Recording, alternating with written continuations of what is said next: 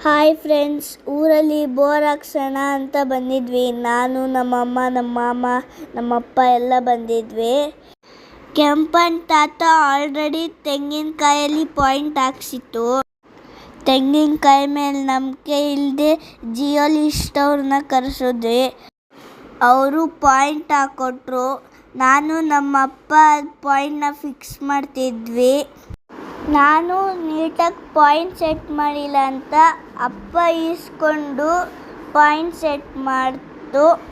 ಅಲ್ಲಿಂದ ಮುಗಿಸ್ಕೊಂಡು ಬೆಂಗಳೂರಿಗೆ ರಿಟರ್ನ್ ಆದ್ವಿ.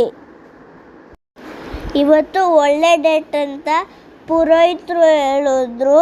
ಅದಕ್ಕೆ ನಾವು ಪಾಯ ಪೂಜೆ ಮಾಡಿ, ಬೋರಿಗೂ ಪೂಜೆ ಮಾಡಿ ಒಳ್ಳೆ ನೀರು ಬರಲಿ ಅಂತ ಬೇಡ್ಕೊಂಡ್ವಿ. ಕೊನೆಗೆ ಜಿಯೋಲಿಸ್ಟ್ ಅವರು ನಮಗೆ 3 ನಾಮ ಹಾಕಿದ್ರು. 800 ಅಡಿ ಒರೆಸಿದ್ರು, 1 ಡ್ರಾಪು ನೀರು ಬರಲಿಲ್ಲ. ಬೇರೆ ಊರಿಂದ ಇವ್ರನ್ನ ಕರೆಸಿದ್ವಿ.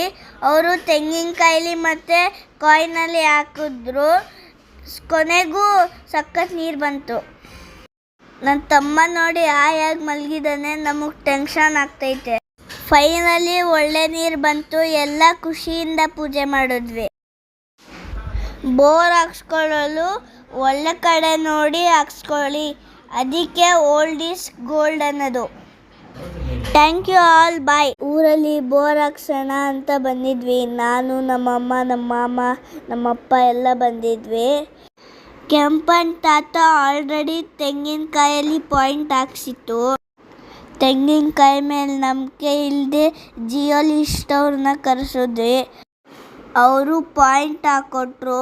ನಾನು ನಮ್ಮಪ್ಪ ಪಾಯಿಂಟ್ನ ಫಿಕ್ಸ್ ಮಾಡ್ತಿದ್ವಿ.